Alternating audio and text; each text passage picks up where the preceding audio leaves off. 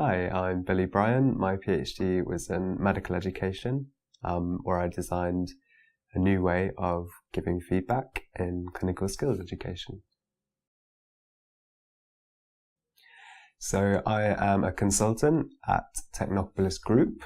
Technopolis Group are a company spanning 9 countries. We have 10 offices. Our main area of work is in research, science and innovation policy. So we work for clients such as the European Commission, the UK government. We also work for charities. The main kind of work that we would do is evaluation. So we evaluate policies, we evaluate funding programs. We would also provide recommendations and give advice to policymakers and program designers.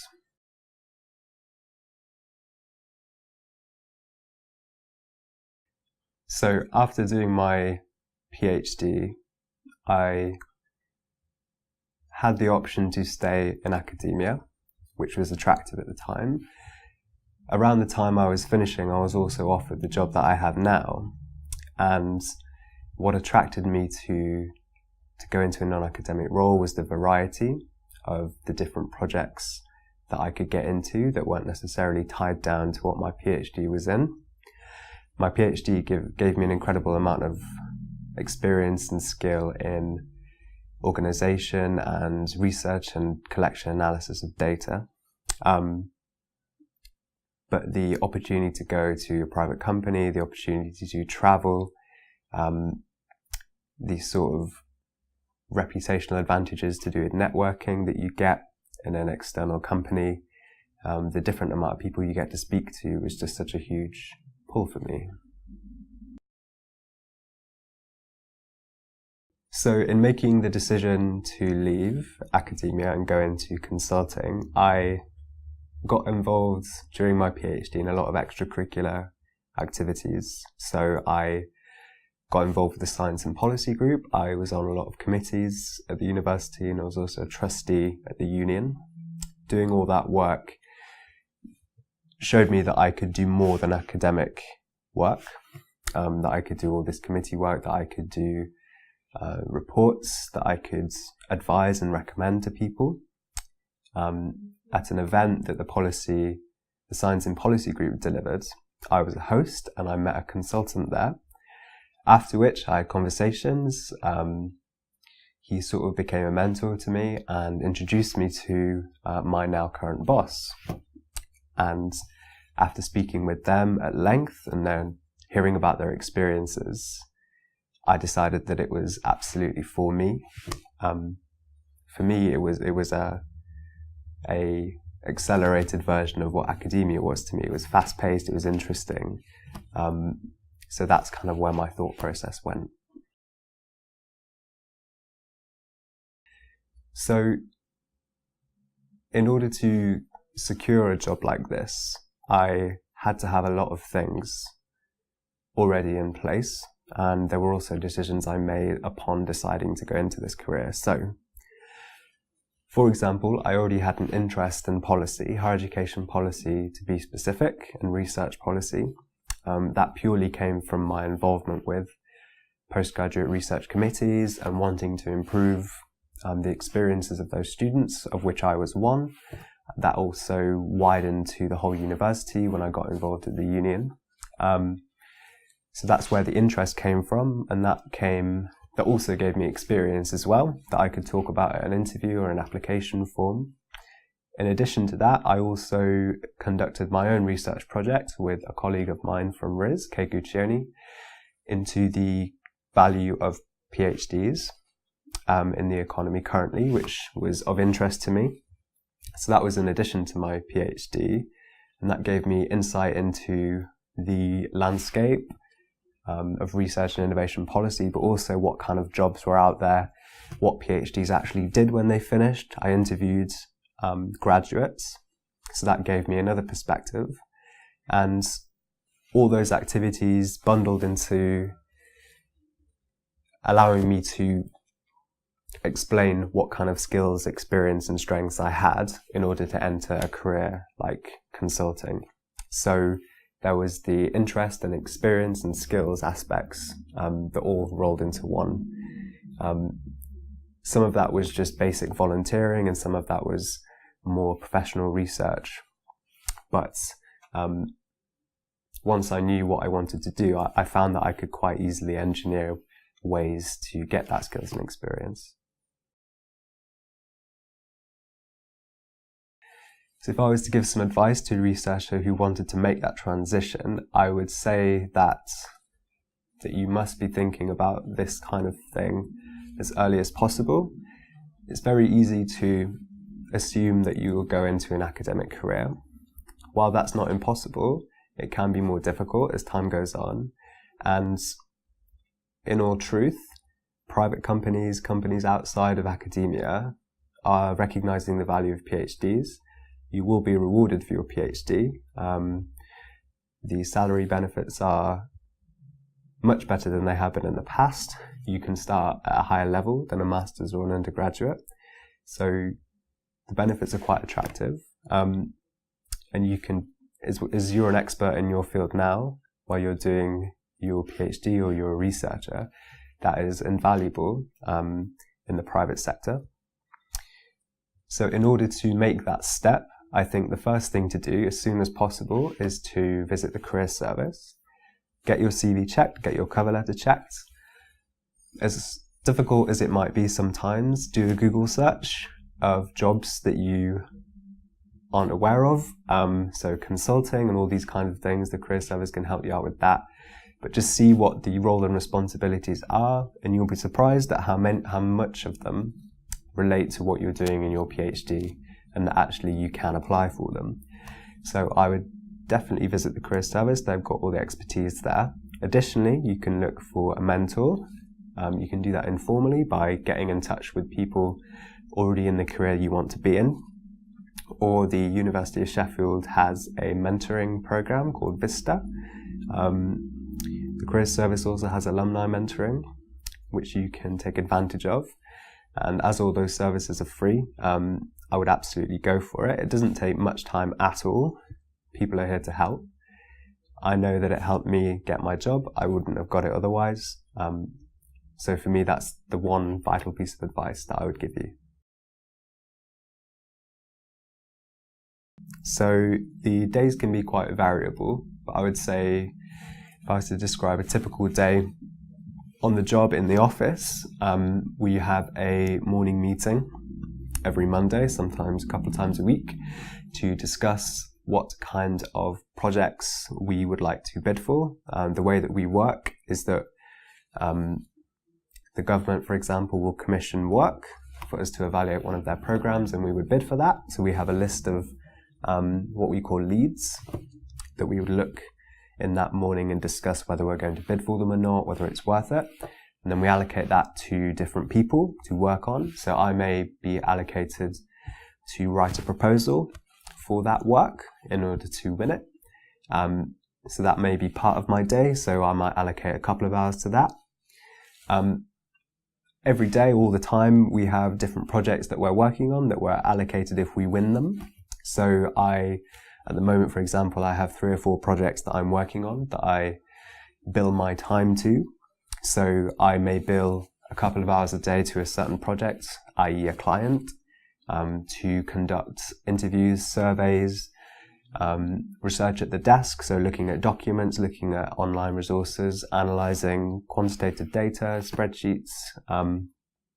So that can be, and that's the kind of typical methods that we might use. Additionally, we would have meetings. So if we want to discuss a proposal, or we need to call a client, or we need to have an internal meeting to discuss how to move on a project, we would have those as well. We do communicate quite a lot with our clients, so that may be just over email. So there is, of course, emailing to do, and calling them as well.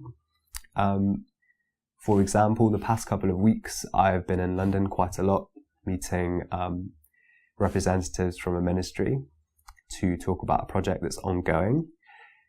So I would also do face-to-face interviews as well. So I was in London yesterday doing face-to-face interviews with some participants of a research grant.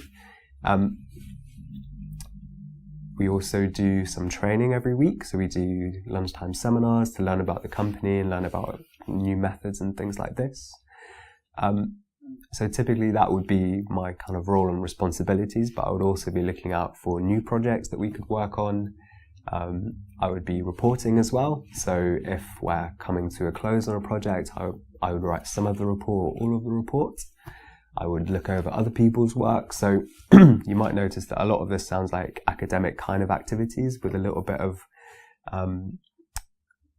sort of private sector tasks thrown in, sort of billing hours to clients and things like this. But as it's a business, that's what we have to do. So the day is varied, it's interesting, there's lots going on, but it's good fun. The best thing about my job that I'm enjoying the most at the moment is meeting new people, meeting new clients. So due to the nature of the work that we do, we work a lot with researchers, asking them about their research funding. We speak to research councils and academies and charities. So all of those people are incredibly interesting. They're incredibly passionate. They're incredibly clever. So every conversation that you have, every interview that you have is mind-blowingly interesting. So there's never a dull moment when you're actually speaking to people and understanding what they do and their passions and how essentially we can help them do their work even better, which is our job. So for me, it's absolutely about interacting with people, developing those relationships. That's, I feel, where I am strongest, and that's what I enjoy doing the most. I would say the main challenge is that, unlike in academia, you can devote all of your time to one particular project, whereas in the work that I do now, I have to be very careful about my time. We are paid by our clients, and as much as I would like to spend a whole year looking at one interesting particular thing and pursuing all those leads, I can't. I have to restrain myself somewhat. From coming from academia, that is quite difficult, but you do get used to it. You have to divide your time between projects as efficiently as possible. That's not to say that we don't do the job thoroughly and properly. It just means that I have to think about how best to use my time to deliver the best result for the client and for their stakeholders. So I would say the busyness and the restrictions in time is a challenge, but it's not necessarily a negative. That is just how it works in that particular sector.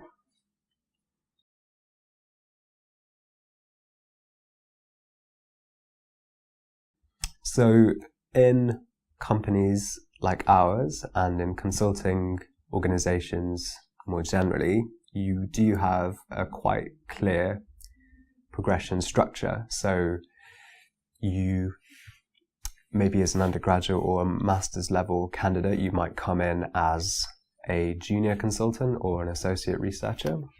I started as a consultant, which is just one level up that PhDs can start on.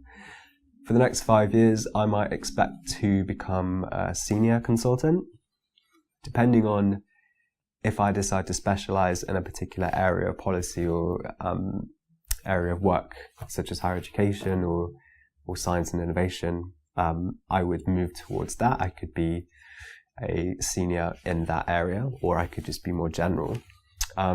If I progressed very quickly, I may become principal, but that is quite rare.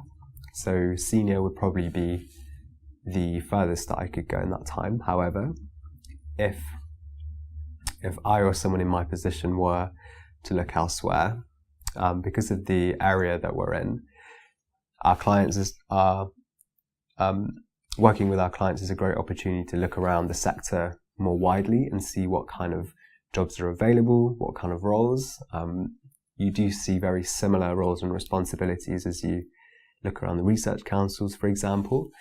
There are evaluation people who look at their own programs internally. They do the work of the societies, so who work for the benefit of their researchers, which is a great position to be in, which absolutely appeals to me. Or you can move into slightly more corporate-led consulting. So we might be thinking here about finance, auditing, strategy, these kinds of things, which are equally as interesting. The positive is that you can move relatively freely between those with some learning curve. But I would say that the prospects are better than perhaps they would be if I had stayed in academia, where I think I would have been limited to a discipline or a field of research. So the benefit is that much of what I do is new and allows me to develop expertise elsewhere.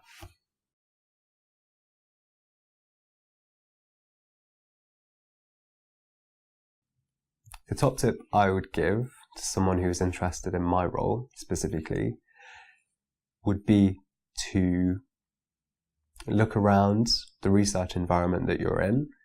Think about what you see as positive and negative, what do you think could be improved.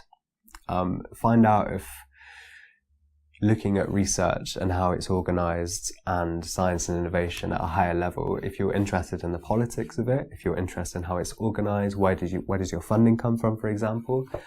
That's always a very interesting topic for researchers. And if you find that interests you and attracts you, then you would be in a great position to go for a career in the sector that I'm in. So we are incredibly interested in people from the academic sector with PhDs. In terms of skills and experience, you would absolutely meet almost all of our requirements. Obviously, an interest is important as well. But the main thing really, I would say, is go, no matter what stage of your PhD you're in, go for these extracurricular activities that you can get involved in. And that can be anything from organising a lunchtime seminar that you lead yourself and organise, or you can take some more operational responsibilities in your department. So that would also include organising seminars, but lectures, workshops, for example, you could deliver those. If you have an area of expertise, you can look at competitions to do your PhD, sort of 3-minute thesis, 60 seconds. That's another form of that as well. You can get involved in committee work, like I did, but again, it's just one route. You can do part-time work for wherever that might be. Many consulting groups rely on expertise from the academic community, so you could look for an advisory role. Even at PhD level, that's useful. And finally, I would say get writing. Not just academic papers, that is one way to do it, but you can be writing articles for media more widely. You can do blogs that are professional blogs that you can contribute to. Examples of writing is really important for getting a job in the sector that I'm in. And I would say one more thing is to get in touch with people like myself. There is a level of professional courtesy that we would answer calls and that we would call you back if you asked to speak to us about the role that we do and give you advice. We would be absolutely obligated to do that, and we'd be happy to.